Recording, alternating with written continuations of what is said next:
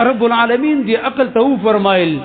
چې ما خلقت خلقا احب الی منک، ما چې دا څومره مخلوقات پیدا کړي په دې ټولو کې ما ته ټولو نه خوښ او محبوب مخلوق هغه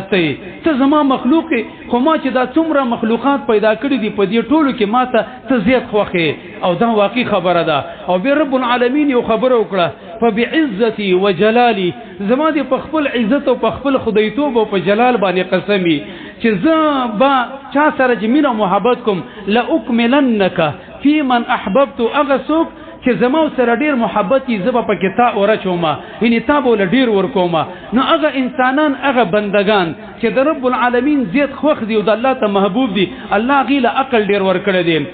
ولا انقصنک فی من ابغضت، او هغه څوک چې زما بدی شي او زما مبغوض او ناخوښي، نه هغې له به زه عقل کم ورکوم، تا به پکې ډېر ناشومه. د دې وجې نه په انسانانو کې هغه انسانان چې رب العالمین ته ډېر خوښ دي، الله سبحانه وتعالی له عقل زیات ورکړی. کم انسانان کم بندگان چې د رب العالمین خوښ نه دي، الله سبحانه وتعالی کم عقل پیدا کړي، عقل د هغې نه اخیستی دی. روضة العقلاء کې ابن حبان یو واقعه ذکر کړی، و آدم علیه السلام چې کله الله سبحانه وتعالی دنیا ته راکوز کوم،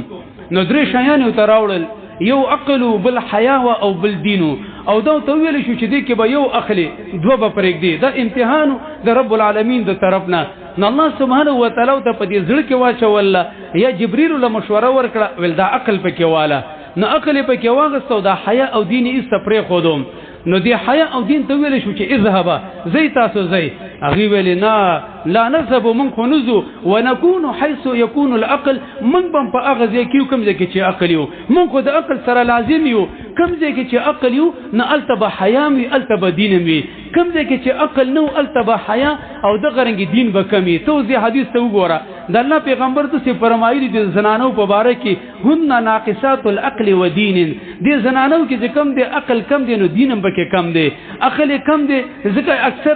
قاضي شروح ویلي دي، وایي د چا سره خصم سره جګړه راشي نو د قاضي په وړاندې په عدالت کې چې ولاړي نو داسې خبره وکړي چې ځان پړ کړي، ځان ملزم کړي، زنانه په خپله خبره کې ځان راګیر کړي. او دینداري داسې کمه ده چې ماهواري بیماري پرې راځي، منځونه هم ترې پاتې کېږي او غالبا روژې هم ترې هغه پاتې کېږي. نو ته وګوره دینداري هم چې کم دی کمه ده او عقل هم کم دی. دغه رنګې په دې امت کې چې د کومو انسانانو عقل سیوا نو د هغې دین هم سیوا، لکه مخکنو مشرانو ته وګوره، ائمو ته وګوره، سلفو ته وګوره، صحابه کرامو ته وګوره، اخو انبیاو پسې بیا لاړ شه پیغمبران علیهم الصلاة والسلام، څومره چې د هغې عقل کامل و عمره دینداري هغې هم زیاته کامله وه، او څومره چې د چا عقل کې نقصاني نو دین هم کمي. لکه د یهودو نصواراو د انګریزانو ته وګوره چې د دې عقل کم دی، اگر که خلکو ته د دنیا په اعتبار باندې ډېر ترقي یافته خلک ښکاره کېږي، لیکن دا د عقل په اعتبار باندې پرېوتي دي، د وجې نه کپړې هم ترې نه وتلي دي، او دغه رنګې داسې حرکات کوي چې د انسان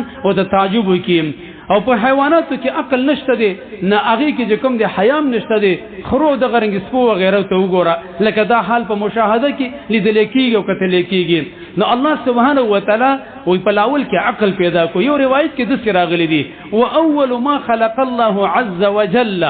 اول چې الله سبحانه وتعالی پیدا کو الجوهره، رب العالمین یو جوهر، یو نور، یو ملغلره غوندې یو جوهر پیدا کو. نو فرأى عز وجل فنظر إليه الله عز وجل بنظر الهيبة، الله سبحانه وتعالى ته د هیبت په نظر باندې وکتل، د خپل جوهر ته، نو په هغې باندې پرشر او دباو راللی، نو هغې سته ویلې شولله، نو هغې کې چې کله په ویلې کېدو په دوران کې د هغې نه یو ګیز غوندې پورته شو، الله سبحانه وتعالی د هغې نه بره اسمان جوړ کړو، لاندې د هغې د زګ نه ځمکه جوړه کړه. که دا خبره وروسته د دې کائناتو په خلق کې هغه ذکر کېږي. بهرحال علماء ویلي چې په دې درې وړو خبرو کې څه منافات نشته دی. دا درې وړه څیزونه که جوهر دی او که عقل دی او که قلم دی، دا د دې تمامو مخلوقاتو اصل بنیاد او بنسټ دی. نو الله سبحانه وتعالی لاول کې دا قلم هغه پیدا کړی او عقل او دغه رنګي جوهر